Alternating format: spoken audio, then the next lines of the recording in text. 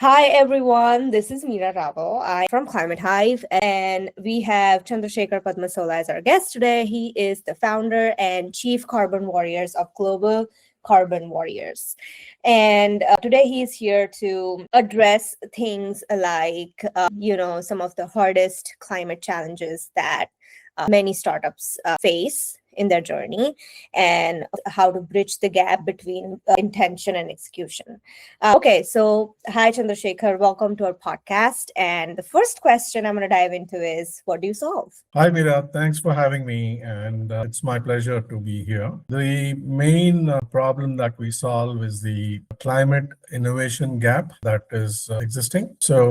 This climate innovation gap, or in a way, the innovation bottleneck, is the main hindrance for the startups to actually adopt ideas and nurture ideas. And these are the startups which need a lot of support, because if we are trying to combat climate change, it is the old technologies and the old business models won't work, which created the crisis. So it has to be definitely new technologies and new business models. So certainly when it comes to that, there is the the conventional institutional model, the rigid model of selecting the startups and only certain level of startups make it very difficult for the ideas to be nurtured. So it is like killing the ideas even at the idea validation stage. So if everybody is looking for only ready-made startups, near revenue startups, then I think there is no real ecosystem for encouraging innovation. Right, right. And how do you think these problems kind of show up in the real world? And like, how do you work usually with these startups, and how do you see these pain points affecting them? The first symptom that we can easily see is over 90% of the startups get rejected in the incubators, by the incubators and accelerators worldwide, because everybody is looking for MVP ready near revenue startups. So that is the Yes. first major symptom. When 90% of the startups don't get a chance to get mentored in any way, which means there's a huge pool of ideas lying out there, but nobody is interested to look at them. Right. And why do you think these problems are not getting acknowledged? It's actually it is if you leave the climate part of it for some time, only look at the startups thing. I think only the COVID time or the pandemic time has taught us how powerful it is to leverage the virtual or the digital part of it. So earlier, so it is primarily by default, these incubators and accelerators have been operating in the older style. So only post-COVID, we have realized that most of the work that we do can be virtual, in fact. So the new thought has just started a couple of years back, and climate change has not been at least a problem perceived to be a bigger problem earlier before COVID, but post-COVID, I think people have become more calm, sensitive. Now I think both the problems have come to the fore, and it's looking worth solving it. Right, right. And I would love to actually know more about your personal journey as well. Like how did you come to, this aha moment that, you want to start something like Global Carbon Warriors? Sure, sure.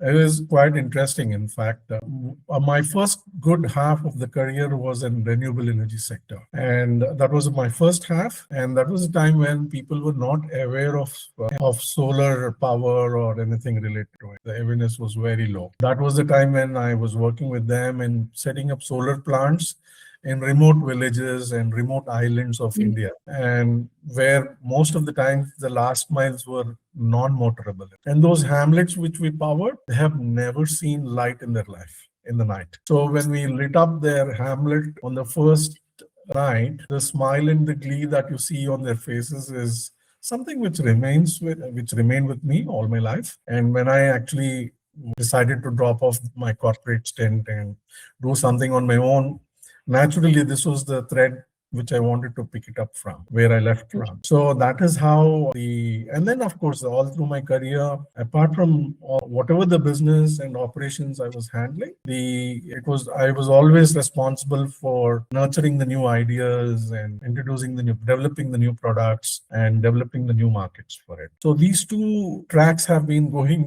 there all my life. When there is nobody dictating you what to do, when you want to do something on your own, these two have become very predominant tracks for my life. Right.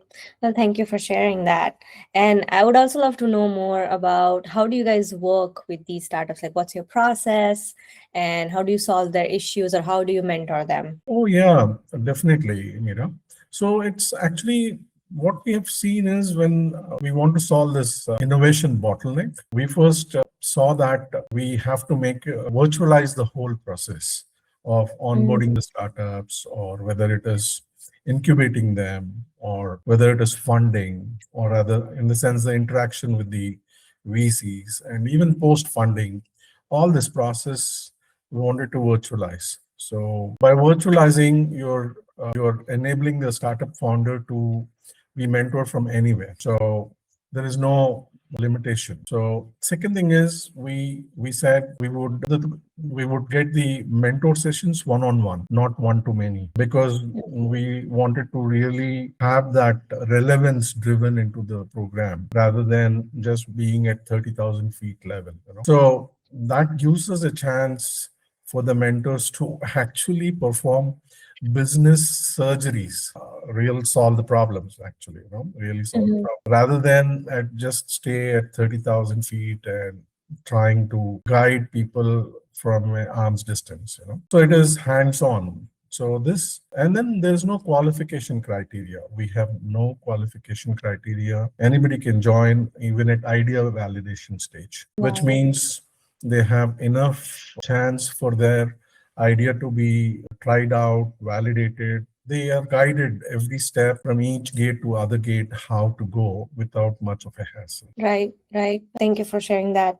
And then do you have like three to-dos, like the three things that any founder anywhere in the entire world that needs to know that they have to do before they get started on this journey, from your own perspective as a founder? Things to do. Yeah, one is, first thing is, every one of us get ideas. Okay. So it is, first thing is, getting ideas is not a big thing, but which idea is the right thing to pursue is the important thing. And often, unless you take that idea and take it forward, talk to a few people and try to see whether it makes business sense or not, this part is a very important part. People often jump the gun. They just make a quick pitch deck or a document and start running around for funding. That's not the way. First, as a founder, must to do is founder should definitely go spend his time or her time and finding out whether this idea is really something that has got some sense, making some business sense on the ground. So that is the first to do. And second is to remove that from the idea that my idea can solve, it is a solution for anybody and everybody. So that doesn't work. It is always having certain target audience, certain geographies, and that clarity has to come in. Otherwise, without that, trying to do anything more than that is another big mistake, basically. Right. And third is, of course, must to do is, again, it is a important thing. So out of all the things that you want to do, you have to pick one small piece, and which is usually we call it a low hanging fruit, and pick it up and try to implement that part and see how it goes. These are the three things which bring the founder from a concept or an idea stage to little closer to the reality. Right. And Chandrasekhar, when we talk about execution, what do you think is the first thing that breaks down when it comes to people who or founders who have no clue about how to show up, especially like you said, it's a digital first industry, especially when it comes to climate and sustainability. So how do you think what is the first thing that breaks down when it comes to execution? Yeah, that's a good question.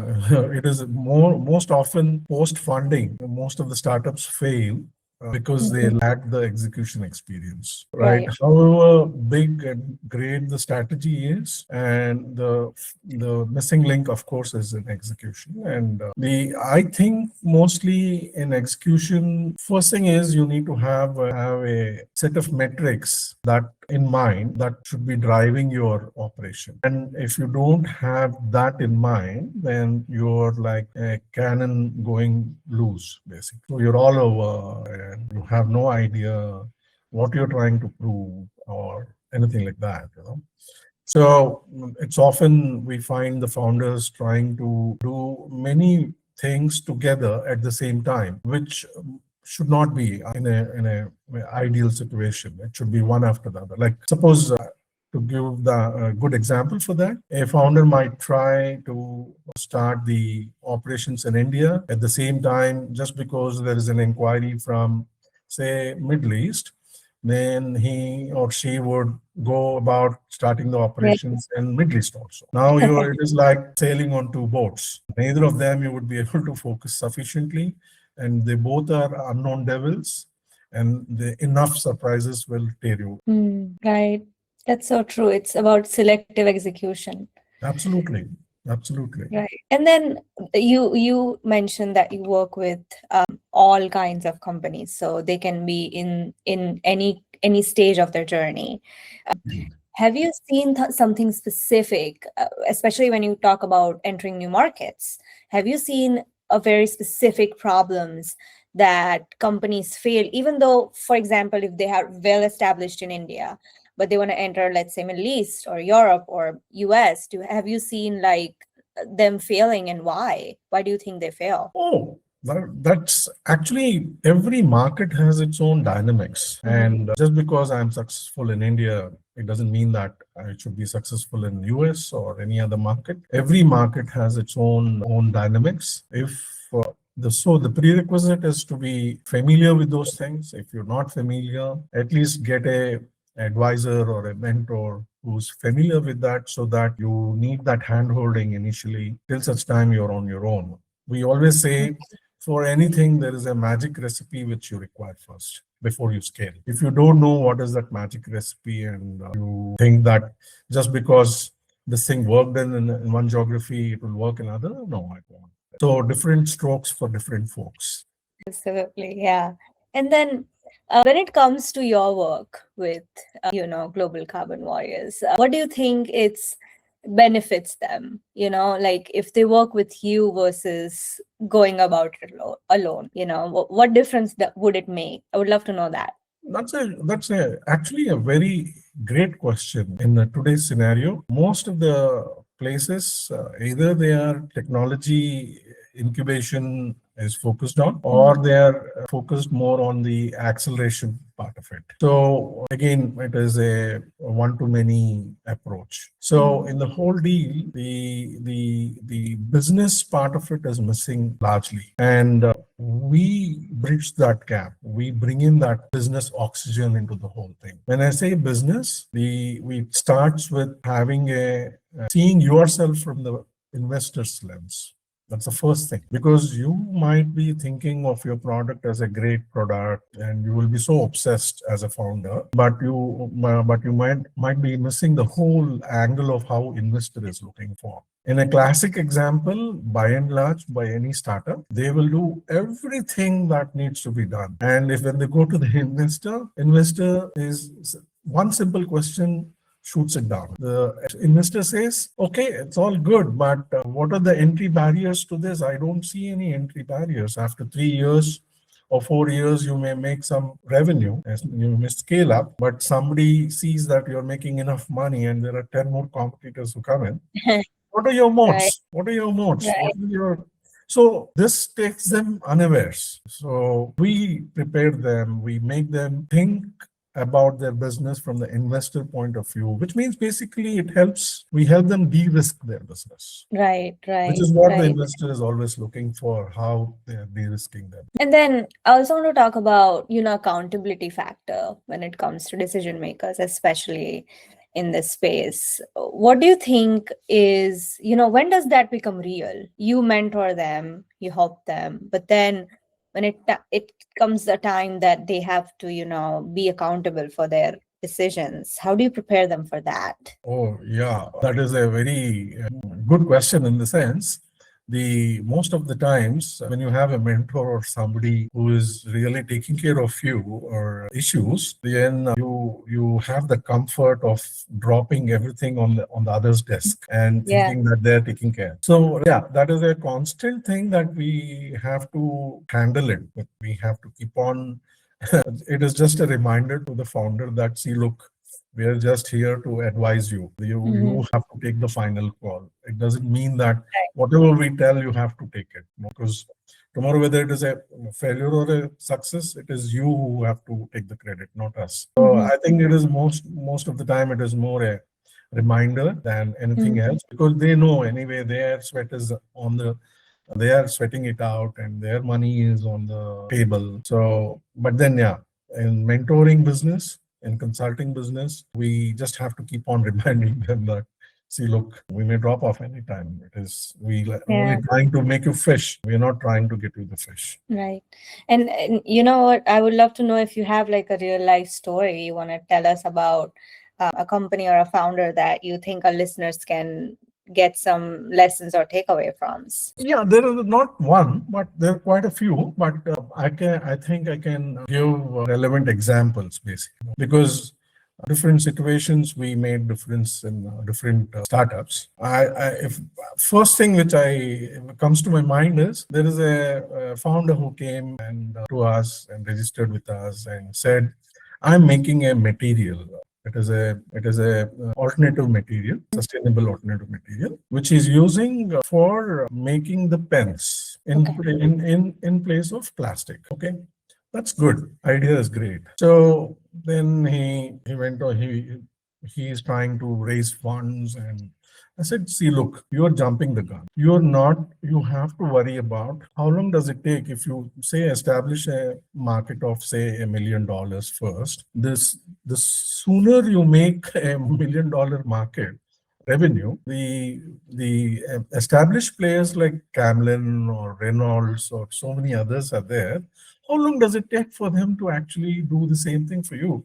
They have established markets, established distribution channels, customer base. So that made him start thinking about it. We said, see, look, so it is not you. You need to worry about what is your core business. Just because you have sustainable materials, you can't get into every sector and start making it, right? So then we said that your core business is to make sustainable materials. Your core business, your uniqueness is about that compounding mix that you use for making these sustainable materials. So now you need to stick there. That means you have a R&D expertise to make right material for right products, sustainable alternative material.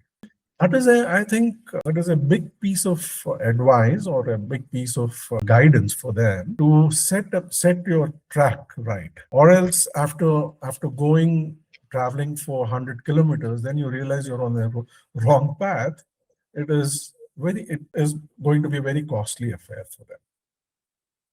True. So that is the beginning thing when it comes to idea validation aspects. Right. Yeah, like this, if you go beyond the idea validation, then the other big thing would be to decide your MVP. People often think founders' tendency is always to make it a perfect product and great product and include everything in and anything in that what comes to their mind. And we say, look. So one of the startups, they are primarily having an IT platform which enables the customers, the corporates, to track their supply chain traceability, basically. It enables traceability and also track the counterfeit products. But this man he has got another 10 more things. So, and he wanted to develop all those things. So when you actually look at each one of them is useful for different set of customers or different target audience. Now, if you want to do everything and want to get into the market, then you have to focus on 10 different customer segments. You'll be torn apart. So we said we Yeah. limited that the whole thing and said, look, you should focus only on the target audience, this target audience, and just stay there on the traceability and the counterfeit part of it. And which we call usually the beachhead approach. So once you have established your beachhead, then you can slowly start scaling up to other aspects. So like this, we have stories to share for every aspect of the journey, in fact. Right. Well, thanks. That was amazing and lots of takeaways for our listeners. So, and I think one of my last questions would be, what gives you hope when it comes to your work? One major positive thing that we all should be really hopeful about the climate part of the change that is happening about the climate is if you put together all the stats of the EVs that have been bought till today globally, I think it is more than $1 trillion, Meera. More than $1 trillion. Mind you, most of them have been bought by individuals, not institutions. Right. Whether it is two-wheelers or whether it's four-wheelers, more than $1 trillion have been spent by individuals. What does it show? It shows the growing concern for the environment, growing concern for the climate. And it is only growing definitely by every day. And I think that we are all, by and large, somewhere we are conscious. Okay, there is a certain percentage of people who will argue against it. That's fine. We don't want to go by that noise. But this segment is growing day by day, definitely. I definitely see a set of people who want to leave the earth for better to the next gen, actually. Right. Well, thank you so much. Thank you for being on our show and thank you for sharing your journey. And I loved having this conversation with you. Everyone, please join us next week. We'll be back with some new episodes. And please subscribe to our channel for some more exciting conversations. And I'll see you guys later. Thank you. Thank you so much, Meera.